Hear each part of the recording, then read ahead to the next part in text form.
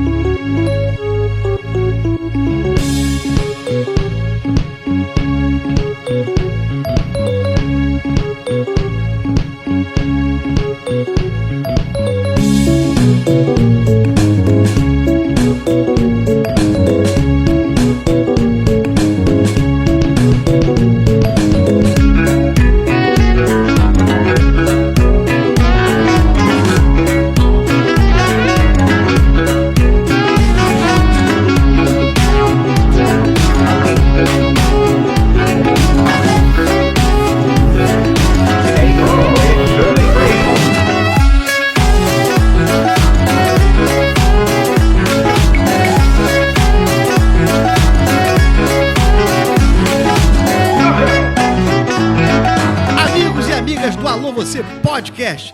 Hoje estamos com o Pedro Henrique Entrevista, começando aqui na maior vibe, numa situação muito interessante, muito bacana, que hoje eu recebo um amigo que não é de tanto tempo assim, somente da minha adolescência. Ele que, além de meu xará, é uma pessoa que também é muito envolvida com a área social do estado do Rio de Janeiro e é um exemplo, e sempre foi desde muito jovem, daquelas pessoas que pensam fora da caixinha. Eu recebo hoje aqui no Pedro Henrique Entrevista, do Alô Você Podcast, Pedro Gerolimic. Como vai, meu querido amigo Pedro Gerolimic? Ô, Pedro, eu vou bem, né? Mas você sabe, eu te conheci pequenininho, você com esse vozeirão todo aí, gente, faz muito tempo que a gente não se encontra, né? E eu estou feliz de estar aqui com você, trocando uma ideia, vindo aqui no seu programa, que já é um sucesso. É bom. Estou muito feliz de estar aqui contigo. Olha, pode ter certeza que o prazer e a alegria imensa é da nossa parte aqui, é minha, da nossa equipe. E dizer que receber você aqui é a concretização de uma parceria que já dura muito tempo, mas uma parceria que às vezes parece estar um pouquinho longe, mas não está tão longe assim, porque parcerias que são feitas de ideias positivas, propositivas e que modificam a sociedade. E você, nesse caminho em que a gente esteve um pouco ausente um do outro, teve algumas iniciativas, não é isso? Hoje você é professor, Pedro? Sou professor, né? É um caminho que eu trilhei aí desde que... Quando a gente se conheceu, que foi no Movimento Estudantil, eu já tinha um sonho de poder mudar a educação aqui do nosso estado, né? De fazer diferença na educação. Mas, naquela época, era somente uma militância no colégio, né? Nas entidades estudantis, sim, na União Brasileira de Estudantes, você lá em Nilópolis. E depois, né, como a gente continuou com essa parceria um pouco distante, e aí eu fui estudar, fui fazer outras coisas, me tornei professor, hoje dou aulas e faço, enfim, uma série de atividades, né, de projetos. Então vamos começar pelo começo, né? Vamos lá. Você falou de movimento estudantil. Eu não vou contar a sua história. Você veio aqui para contar a sua história para toda a galera do Alô Você Podcast. Como é que surgiu o Pedro Gerolimic no movimento estudantil? Você já deu uma breve relato que foi por questões estudantis de escola, mas me conta mais, o que te aprofundou a querer ser integrante do movimento estudantil? Quando eu entrei no segundo grau, eu entrei numa escola que era muito grande, né? Muito diferente da minha realidade. Qual era o nome da escola? Municipal. Escola Visconde de Mauá. E aí, Escola Técnica Visconde de Mauá. Na Visconde de Mauá, era uma escola assim, que as pessoas não precisavam usar uniforme, tinha 3 prédios dentro do colégio. Sim. Enfim, era uma ideia meio que de universidade, né? Então, tinha toda uma diferença ali da escolinha que eu estudava, da escola municipal, escola pública também, as duas, sim, públicas, mas numa diferença muito grande. E no Visconde de Mauá, na época, faltava muita coisa. Faltava professor, faltava estrutura, enfim, tinha muitas dificuldades. E aí tinha um grêmio estudantil muito ativo na época, que tinha uma grande mobilização, mobilizava os alunos para poder melhorar ali as condições de estudo, né? E eu comecei a participar do Grêmio, comecei a interagir com a galera, enfim. E aí foi uma via que foi embora, foi, né? Embora. E foi você, embora. Assim, avançou no movimento estudantil. Você falou da UBS, União Brasileira de Estudantes Secundaristas. Você chegou a ser integrante da UBS? Então, eu me envolvi tanto na história, né, que comecei a me articular com outras escolas, principalmente da Rede FATEC, no momento das escolas técnicas, e depois disso ganhou o país, né? Fui vice-presidente da União Brasileira de Estudantes Secundaristas. Poxa, que legal, vice-presidente. Cheguei a vice-presidente, morei em São Paulo muito tempo, porque a sede é lá, né? E aí, assim, acho que foi isso, daí foi talvez, Pedro, a experiência mais marcante que eu tive na vida. Porque na UBS eu tive uma dimensão de quanto a educação é desigual no nosso país. Sim. Porque se eu comecei a fazer movimento estudantil, porque eu estava numa escola que era precária, eu pude ter noção dessa precariedade no Brasil. A nível nacional. A nível nacional. O que chamou mais atenção em nível de precariedade nessas viagens que você fez pelo Brasil? Olha, tem muita história para contar. Eu me lembro de uma que eu fui uma vez, né, visitar as escolas do Maranhão. Então, rodei todo o estado do Maranhão. Começamos por São Luís, que é a capital, e rodamos por várias cidades, né? E foi uma experiência muito rica. Eu me lembro de um vilarejo que a escola mais próxima ficava a 10 quilômetros e pouquinho do...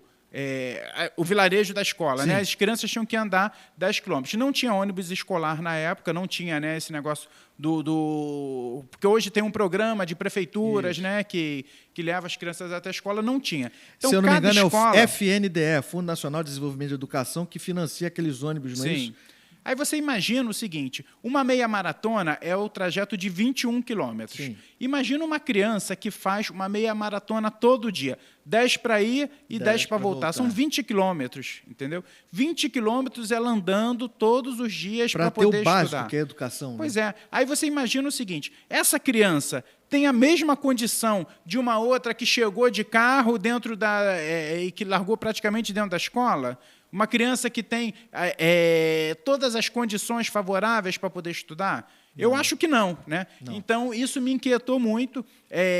Essa experiência, no caso, para mim era muito simbólica, porque era muito distante da nossa realidade. Aqui no estado do Rio de Janeiro, né? na cidade do Rio de Janeiro, enfim, nas outras... Principalmente a gente que é da região metropolitana não está acostumado com isso. E tem o passe livre para estudante, Sim. tem ônibus, você consegue chegar na escola, enfim, né? Você tem condições que, tá certo, não são as melhores condições, a nossa educação é muito precarizada. Sempre precisa melhorar, mas, poxa, perto de uma realidade de país, e isso me motivou muito, inclusive, ao meu passo seguinte, que foi buscar ser professor, buscar atuar na educação, mas aí não só como militante, não só, né, naquele sonho de estudante, mas de forma profissional. Sim.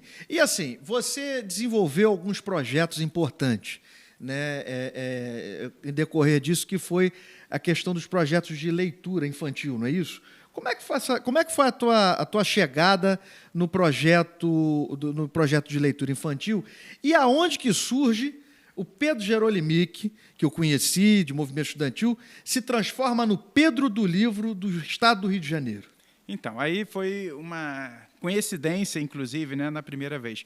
Eu vou voltar antes desse período aí da militância, que foi o seguinte: eu era criancinha e meu pai morava, né, aqui em Anchieta, perto de você. Isso. E ele tinha um quarto, meu pai era professor. Então ele tinha um quarto com os livros dele. Na época não tinha internet, não tinha nada disso, né? Ele, para montar a aula, tinha que recorrer aos livros. Então era um quarto cheio. Aí eu ficava olhando aquele quarto, criança assim, né, deslumbrado, e falava assim: mas ele nunca vai usar, pai, você nunca vai usar esses livros todos, como é que você vai ler todos eles? Achava aquilo, né? E tinha um problema respiratório, espirrava quando entrava tinha ali. Alergia, né? Isso daí ficou na minha cabeça. Ficou, né? E aí, há um tempo depois, né, já bastante tempo, na faculdade, enfim, no centro acadêmico da faculdade, eu conheci uma iniciativa que me encantou, que se chama Book Crossing, que era um projeto que começou no Book Crossing, né? De livros que caminham, né? Sim. Então, no Book Crossing, as pessoas pegavam livros e deixavam em locais públicos. Então, eu pego, por exemplo, um livro que eu tenho, que eu já li, porque quando é um livro técnico, alguma coisa, você pode utilizar novamente. Mas um livro de uma história que você gostou, provavelmente você não vai ler aquilo de novo. A gente tem pouco tempo, entendeu? Então, a ideia é fazer com que ele passe adiante, passar para outras pessoas, né? E aí eu achei aquilo sensacional, só que eu tinha quando eu comecei, né, a querer fazer algo assim, eu percebi o seguinte, que a maioria das pessoas que têm livros, elas moram ou trabalham nas áreas mais nobres da cidade. Sim. Então, você vai ver o seguinte, a pessoa que podia doar mais livros são pessoas que são de classe média, classe alta, e elas não circulam nas regiões mais periféricas, que são justamente o quê? Aquelas que têm menos acesso à leitura, e que precisam disso para poder, né, transcender economicamente, ter uma vida melhor. E modificar também a questão da leitura no Brasil, né? O brasileiro, Pedro, eu não tenho dados concretos, porque realmente eu não fiz uma pesquisa mais acurada sobre o assunto. Mas eu tenho convicção, porque eu já li matéria a respeito, de que o brasileiro em si lê muito pouco, não é isso? Lê muito pouco, lê muito abaixo da média de outros países, né, que têm uma situação econômica melhor. E, infelizmente, a gente tem governantes que não prezam por isso, né? A última, por exemplo, que aconteceu no passado, foi o ministro Paulo Guedes falar o seguinte: o livro é uma coisa para ricos, então nós vamos aumentar a taxação de livros. Ou seja, se é um negócio que já não é tão acessível às pessoas, você aumentar o preço dele, ele vai se tornar menos acessível ainda. Com certeza, né? Com certeza. Então, ao invés de você baratear o livro, né, para as pessoas poderem ter mais acesso a ele, você vai aumentar impostos? E aumentar, né, Pedro? Você há de convir comigo que toda vez que você aumenta imposto num país como o Brasil e que está fadado a algumas atitudes que a gente não concorda, que é principalmente da pirataria, você favorece até mesmo a pirataria, porque às vezes aquele que não tem acesso a um livro já tem um valor razoavelmente caro, ele geralmente já recorre à internet. Imagina esse livro maior, um preço maior. A pirataria vai explodir com relação a determinados livros de sucesso. Será que eu estou enganado nesse aspecto? Não, e as pessoas vão consumir menos, porque para o autor, né, o que importa para um autor? É ser lido. Hoje em dia, inclusive, existem várias formas de você monetizar do que não somente o livro. Então, para um autor, se ele é muito lido, mesmo que ele não venda tanto, ou mesmo que ele ganhe um percentual um pouco menor, por conta de impostos mais baratos, ele vai poder ter a chance de monetizar de outras formas, de ser conhecido, né, de estar influenciando posições. E eu acho que o que é mais importante é a gente entender que a educação pode transformar a vida das pessoas. Então, a partir do momento que as pessoas têm acesso aos livros, têm acesso a uma educação de qualidade, elas vão ter uma perspectiva de vida muito melhor. Elas vão ter acesso a melhores empregos, porque elas vão aproveitar melhor essas oportunidades, vão produzir melhor. Enfim, o país todo cresce. Existem vários países pelo mundo que você vai ver que investiram em educação e que cresceram economicamente, ao passo de que a gente só vai regredindo. Se você não investe, não tem esse cuidado com a educação, a tendência é você regredir. E isso realmente é um fator muito negativo e muito ruim. Meus queridos amigos, vou aqui dar uma breve pausa agora para a gente tomar aquele cafezinho e já a gente volta com o Pedro Henrique Entrevista aqui no Alô Você Podcast.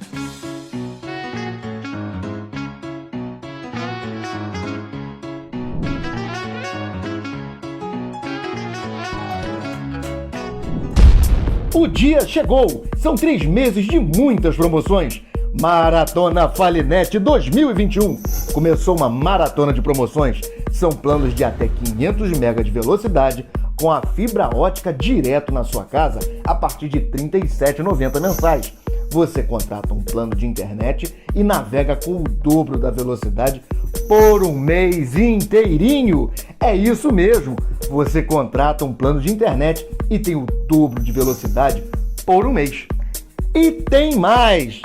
Ganhe 50% de desconto por 2 meses na contratação Watch e leve junto o Noggin e o Paramount Plus. E ainda, mantenha a sua mensalidade em dia e concorra no mês de outubro a uma caixa de som portátil. Tudo o que você precisa em um só lugar. Falinet, muito mais que um provedor. Estamos de volta, meus amigos e minhas amigas, com o Pedro Jerolimic, esse professor de geografia que foi um baita de um estudante, um líder estudantil que marcou época e hoje é conhecido também como Pedro do Livro. Me fala um pouco mais desse projeto da leitura para as crianças, por favor. Eu criei uma coluna, né? Eu tive uma experiência que eu fui superintendente de leitura aqui do estado do Rio de Janeiro. Sim. Legal. Superintendente de cultura, né? De leitura e conhecimento. Fui gestor das bibliotecas do estado, de todo o sistema de bibliotecas. E eu pude constatar uma coisa, Pedro, que quando a gente trabalha a leitura com crianças, né? Desde a primeira infância, o efeito é muito maior. Então, por isso, eu criei uma leitura que se chama Letrinhas, que eu indico livros, que são livros, talvez não os livros mais famosos, né, que estão... porque se já tem uma divulgação de autores mais famosos, mas eu pego autores que ainda não são tão conhecidos no mercado, mas que têm obras fantásticas e indico isso para pais e para mães, né, para padrastos e para madrastas, que queiram trabalhar isso com as suas crianças. Então, a Letrinhas legal. É um sucesso, né? Eu produzo ela todas as terças no Instagram, contando aí sobre esses livros. E qual é o livros. Instagram de quem quer acompanhar o projeto Letrinhas? O Instagram é o meu Instagram, né, pessoal, mas que eu criei uma história também por uma fase de vida que eu estou vivendo, que é muito legal, né? Sim. Eu virei padrasto, né? Virou padrasto? Literalmente virei padrasto, porque foi de uma hora para outra, não imaginava isso. Estava solteiro e conheci uma pessoa maravilhosa que... Quem é a pessoa maravilhosa? É a Carol. Está fazendo o seu coração palpitar de emoção neste momento. A minha aliança com ela, coisa linda, noivos. Hein?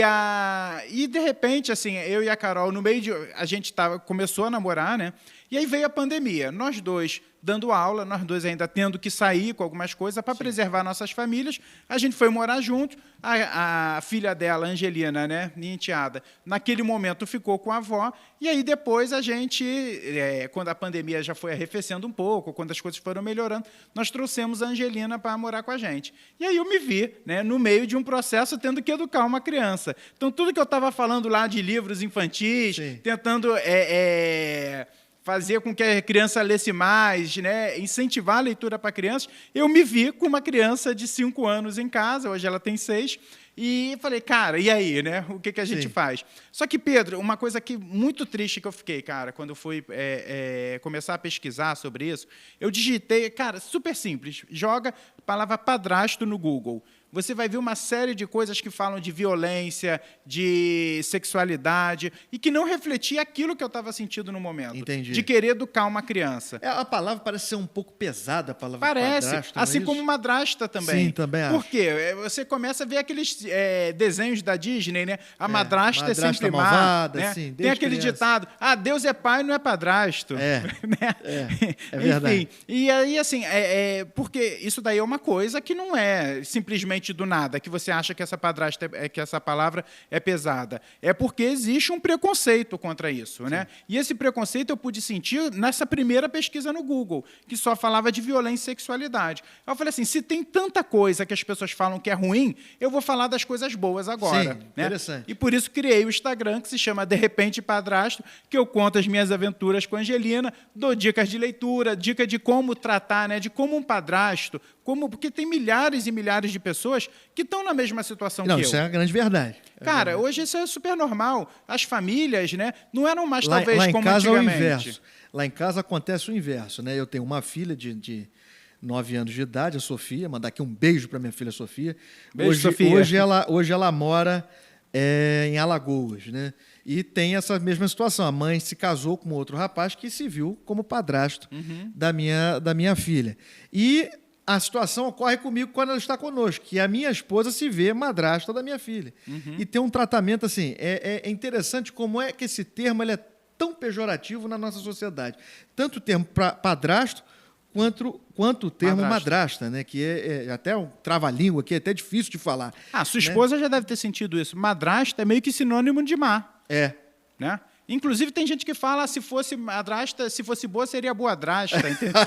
É verdade. Né? As coisas bem loucas, né? Não, é super louca, mas assim, existe um sentido, né, nisso daí. Isso daí não é uma coisa do nada, isso é uma coisa que foi construída socialmente. Sim. Então, você constrói todo um termo pejorativo que atrapalha essas novas famílias. Você acha hoje, que isso por vem exemplo, do passado? Claro. Das relações de passado, e que, por exemplo, o divórcio era algo muito... como se fosse algo muito pecaminoso, que não podia ser... Porque eu sei como isso funcionava, porque a minha avó se separou... Minha avó, já falecida, se separou à época do meu avô. E meus pais, meu pai, particularmente, passou uma situação muito difícil na infância dele por conta disso. Então, eu acredito que talvez isso pode vir dessa época ou não. Sim, coisa que a Sofia hoje já não vai ter tanto. Já não vai sofrer, já não sofre. Então, assim, os meus pais, por exemplo, meus pais estão casados a vida toda. Hoje, isso não é o normal. Hoje, essa não é a regra, né? A regra era muito mais... Até porque existia uma dependência financeira da mulher muito maior. Sim. Hoje, a mulher divide as contas de casa com o marido normalmente, né? Então, não tem essa dependência financeira tão grande. É comum os casamentos não durarem tanto quanto duravam antigamente. Então, essas situações de padrastos, de madrastas, de novos arranjos familiares, cada vez mais elas vão existir. E cada vez mais a sociedade precisa estar preparada para isso. Então, por isso que eu criei esse Instagram, para poder dialogar com quem tem a mesma experiência que eu. Eu quero conhecer pessoas que, assim como eu, se viram, de repente, com uma dinâmica de uma criança dentro de casa. Dentro de casa. E não estou acostumado, né? Claro, porque quando você vai ter é muito diferente. Quando você vai ter um filho, eu ainda não tenho filho, né? Quero ter, mas ainda não tenho. Mas você se prepara, você assim, por mais que as pessoas até falem que não, mas você tem um período de gravidez ali que são 9 meses que você vai se preparando psicologicamente para ter, né? Verdade. Na minha situação, eu não tive esse preparo. Você já chegou e já estava pronto. Né? Cara, vai ou não vai, entendeu? Vamos, foi. Porque existe realmente, né? A questão do padrasto é a questão... principalmente dos limites, né? Você vive com uma criança que não, ela é o fruto de uma pessoa que é o amor da sua vida, naquele momento, está ali contigo todo dia, e até onde vai o limite, né? De pai, de padrasto também, isso não é muito definido, a gente não entende muito bem isso. Eu falo isso bem como leigo da situação, até porque eu nunca vivi uma situação dessa. E eu acredito que deve ser um pouco difícil, principalmente no início, você ter que conviver com com a criança realmente, ainda mais quando você não tem filho, que é no seu caso, é ainda mais difícil. Não tem e esse você preparo, tem né? recebido assim, muitas mensagens nas suas redes sociais com relação a isso, de pessoas que têm essas dúvidas, essas dificuldades? Como é que Sim. tem avançado esse teu projeto? Então, eu recebo muitas mensagens de pessoas, né, querendo se colocar, até porque na relação de padrasto existem muitas diferenças. Existe aquele padrasto, né, que a criança não tem pai, que o pai veio a falecer. Sim. Existe aquele padrasto, que é o meu caso, que o pai da criança, né, o pai da Angelina, é uma pessoa também muito presente. Então, existe N formas, né, diferentes Sim. de você exercer aí a sua paternidade, né? E então eu tenho trocado muitas ideias com muitos padrastos, inclusive fazendo lives, conversando, trazendo dicas, né, de como se colocar, porque essa relação, né, essas dúvidas acontecem com todo mundo. E o mais legal, Pedro, é o seguinte, que tem uma série de mulheres, né, que trazem, que vão lá, veem o perfil e indicam para os seus maridos. Fala assim, bom, aqui, ó, tá vendo? Tem alguém falando disso. Importante. Porque muito poucos homens falam sobre, por exemplo, paternidade, muito diferente de mulheres. Que as mulheres dão muito mais... Né, as mulheres têm sido sempre muito mais abertas à conversação, à comunicação. Né? A gente vê aí, as mulheres estão sempre à frente do seu tempo. E as mulheres têm um hábito, pelo menos a grande maioria, né, de acolher realmente crianças, de estar junto, de querer ajudar a educar. Isso é uma coisa muito bonita da parte da mulher. Mas a gente vê muito isso do lado da mulher, mas do lado do homem a gente não escuta falar realmente. É algo que realmente me surpreende. Agora, você vê o seguinte, que há também uma construção histórica, né, de que o homem é aquele responsável por manter a casa, de ir para fora, caçar, trazer a caça, trazer o dinheiro para dentro de casa, e a mulher tem que ficar ali cuidando da cria. Só que essas relações, elas hoje não existem mais, porque tanto o homem quanto a mulher estão no mercado, estão trabalhando. Agora, a mulher foi para o mercado para poder ganhar o sustento como o homem faz. O homem dá conta das coisas de casa como a mulher dá? Não, o homem divide as tarefas? Eu acho que isso é fundamental também, né? O homem tem que passar por um processo de desconstrução, né, das suas ideias, daquelas suas verdades fixas, e entender que o momento é diferente. Então, o momento é assim, homem, você não é pai somente por trocar uma fralda, nem por acordar de madrugada. Você é pai quando você divide tarefas por igual. Quando a escola, por exemplo, faz, né, um pedido para que você vá à escola da sua filha, né, e você vai desmarcar uma reunião, porque as mulheres, quando a criança está doente, ela desmarca o trabalho dela e ela que geralmente vai levar, vai cuidar da criança. Então, acho que ser pai, né, ser padrasto, é dividir essas funções. Assim como a mulher hoje divide, né, orçamento e a ótica da sociedade é essa hoje, eu acredito que tem que passar por uma desconstrução dessa ideia de homem que não faz nada em casa, que trabalho doméstico é coisa de mulher e por aí vai, né? Eu vou até mandar um recado aqui para minha querida esposa. Ela deve estar dando saltos de alegria em escutar esse tipo de entrevista aqui, essa conversa bacana, falando sobre a minha postura, porque eu não gosto muito de lavar louça, não. Sou muito franco, eu não gosto de mentira. Eu não gosto de lavar louça, eu não gosto de lavar banheiro. Não gosto de... E ela sempre fala, você tem que ajudar mais, você tem que ajudar mais. Eu acho que eu tenho que te pedir desculpas aqui. Desculpa, meu amor, porque você está com a razão e tem que vir o Pedro aqui para falar isso para mim. Mas é isso que acontece, eu não te falei? Várias mulheres vão lá e falam assim, olha aqui o que ele está falando, e indicam o perfil. É verdade, é porque ela não te conhece, já te conhece, já te indicado o perfil. Mas acontece um monte, é bem legal. Há muito tempo. Gente, mas é isso aí, a quebra de preconceito.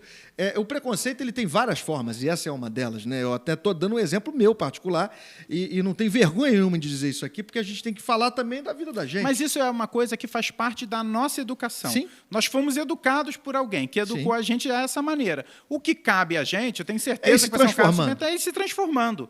Né? Porque o que está parado está morto. A gente está em completa transformação sempre. Né? A gente está em transformação até o dia que Papai do Céu nos chamar.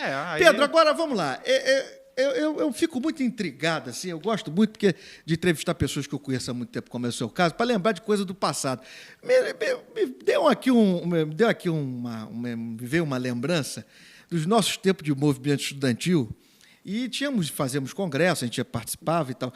Assim, qual é a maior lembrança que você tem do teu período de movimento estudantil? Bacana, assim, que te marcou. Ai, Pedro, foram tantas, mas eu acho que foi a gente ocupando a Rio Branco pedindo passe livre para estudante. porque já existia, na época, o passe livre dentro da cidade do Rio de Janeiro. Sim.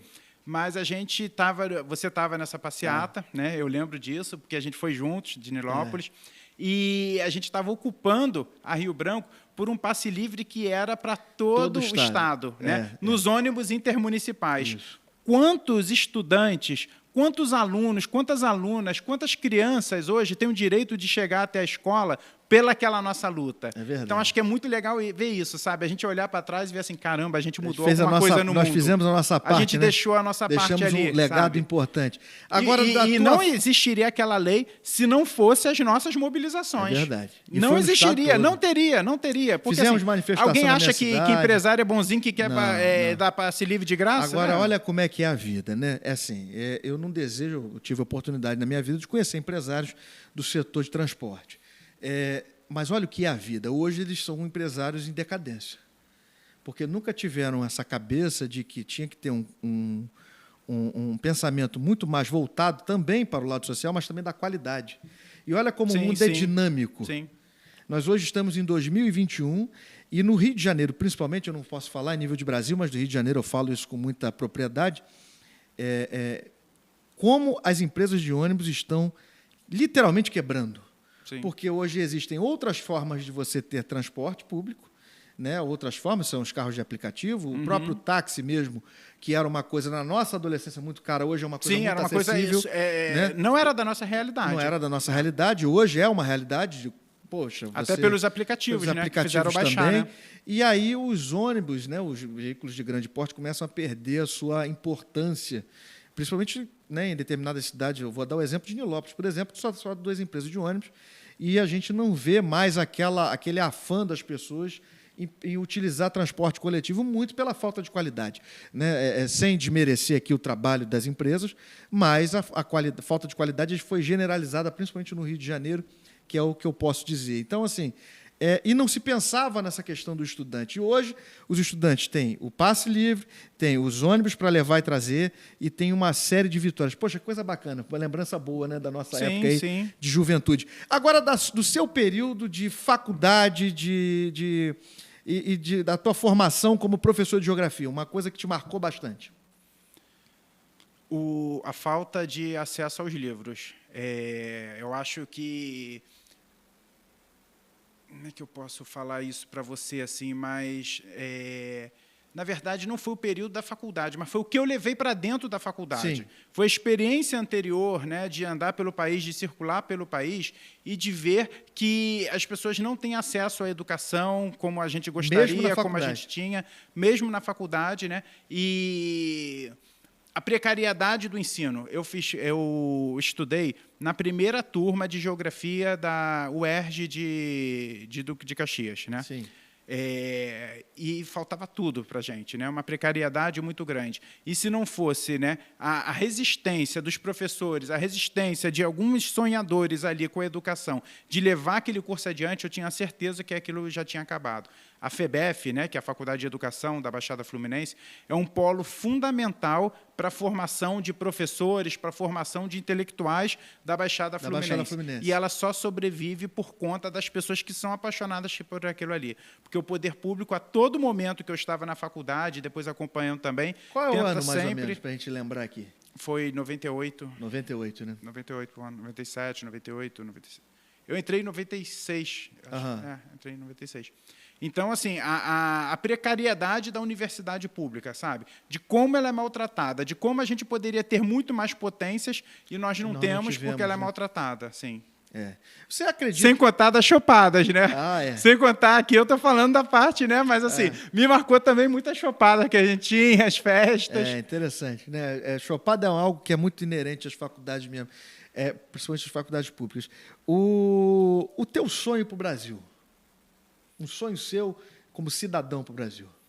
Que a gente pudesse ter uma educação melhor. Eu acredito, assim, se você for falar o seguinte, Pedro, o que você prefere? Você prefere ter 1 milhão se fosse começar do zero. Se eu fosse começar do zero hoje, do 000, não sei o quê, apagou toda a minha história aí. O que você preferia? Começar com 1 milhão na sua conta ou com educação, né? Com uma boa educação?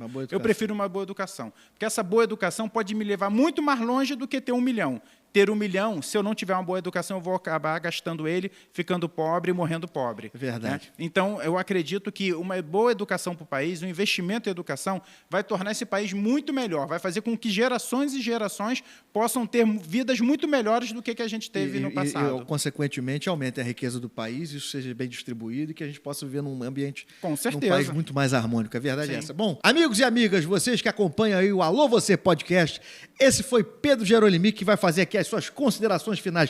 Quero te agradecer, Pedro, pela sua gentileza de estar aqui conosco, dividir as suas experiências, e pode ter certeza que foi muito enriquecedor para todo o público do Alô Você Podcast.